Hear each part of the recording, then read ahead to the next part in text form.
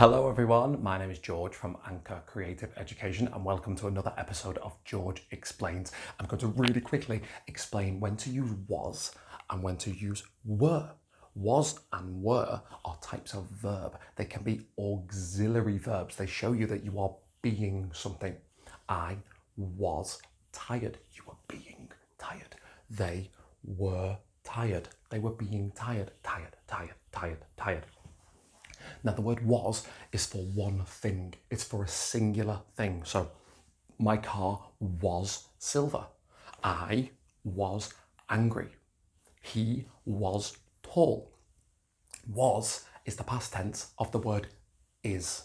Like he is tall, he was tall. Now the word were is a little bit trickier. The word were is used for a plural of something, and plural means more than one. So we were happy. The children were writing. Imagine the word were is the past of the word are. The children are writing. We would never say the children is writing. The children are writing. Yesterday the children were writing. Cool. The two main mistakes that people make with the word was and the word were are these. You was laughing. Not English at all. We need to be incredibly careful. Now the word you is a cheeky word because the word you can mean one person. You might say to the Queen, Your Majesty, you are beautiful. You is one thing. But also we can imagine the word you means many things. So you might say, boys and girls, you were wonderful. So the word you can be singular and the word you can be plural. Imagine talking to 100 people. You'd say, are you ready? A couple of people might say the word use. They might say, are yous ready? That's not a word either. So you can mean one and you can mean many. So what we do is we always use the word were with you. We can never, ever say you was. It's not the English language. We can only say you were. Even if you're talking to one person, like your friend Simon. Simon, you were marvellous yesterday. You could never say you was. The words you and was, they can't be near each other. You and were. It's a very tricky thing. The other word is the word they. So they can be used for one person.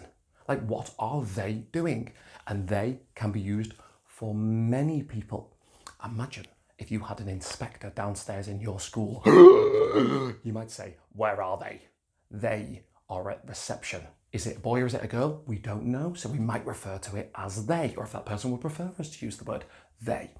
They were ready. And they can be one person and they can be more than one person. So be very, very careful with the word were. Always you were. The word they, always they were. Never you was. Never they was. Was is for one. Were is for more than one. Was is for one. Were is for more than one. And the exceptions are the word you and the word they. Those words always appear with the word were. Tricky, I know. When do we use? When do we use? When do we use? Was or were? When do we use? When do we use? Was or were? When do we use?